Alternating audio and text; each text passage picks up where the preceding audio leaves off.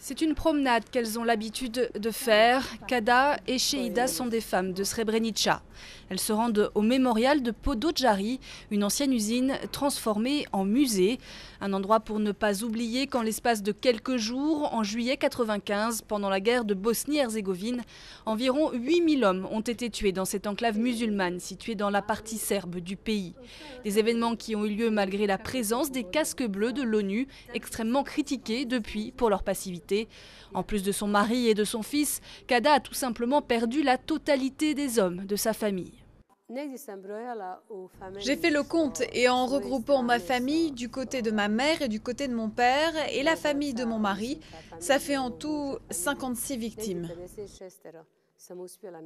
Pourtant, ces 56 victimes n'ont pas toutes été enterrées. Après le massacre perpétré par les forces serbes de Bosnie, les cadavres ont été regroupés dans des fosses communes et parfois déplacés. Aujourd'hui encore, une organisation s'occupe de rechercher les corps de personnes disparues. Une tâche indispensable pour le travail de mémoire, mais qui servira aussi de pièce à conviction dans les procès qui se déroulent au tribunal pénal international pour l'ex-Yougoslavie.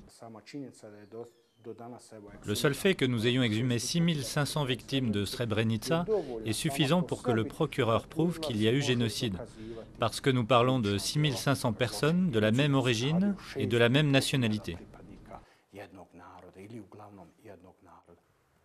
Dans le cimetière de Srebrenica, 8000 noms gravés dans la pierre témoignent de l'horrible réalité du projet d'épuration ethnique.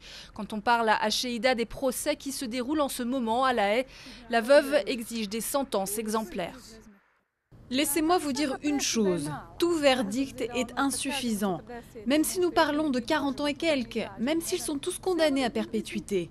Nous les familles, nous ne sommes pas du tout satisfaites des verdicts qui ont été prononcés jusqu'à présent. Même ceux qui étaient accompagnés de peines les plus lourdes.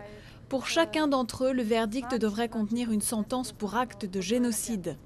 6 personnes ont été condamnées à La Haye dans des affaires liées à Srebrenica, mais seulement 2 d'entre elles ont été convaincues d'actes de génocide. Le commandant de l'armée serbe de Bosnie, Ratko Mladic, considéré comme le principal responsable du massacre, est quant à lui toujours en cavale.